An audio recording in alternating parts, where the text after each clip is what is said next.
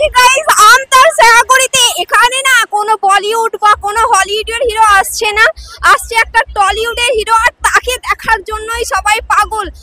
এত ভিড় হয়েছে, তোমরাই দেখো যে কত ভিড় হয়েছে।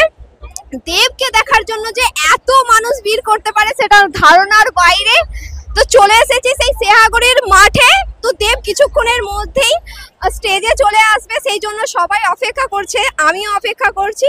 তো বাংলার কোনো সুপারস্টারকে দেখার জন্য যে এত ভিড় হতে পারে সেটা ধারণার বাইরে। প্রচুর ভিড়, প্রচুর ভিড়। আমরা তো প্রায় মাঠের শেষে দাঁড়িয়ে আছি, প্রথমের দিকে এত মানুষ আছে যে আমরা সেখানে যেতে পারবো না। তো সেইটা তোমাদেরকে আমরা ড্রোনে দেখাবো। আমরা পুরো লাস্টের দিকে আছি, আর এদিকটাই ঘুরিয়ে দেখাও একটু। প্রচুর মানুষের ভিড় শুধুমাত্র দেবকে দেখার জন্য।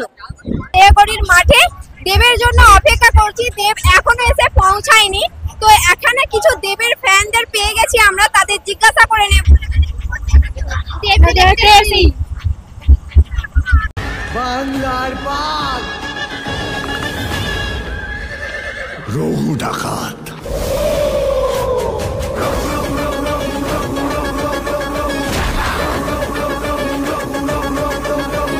এবার বাংলার বিধান দেবে রঘু ডাকাত।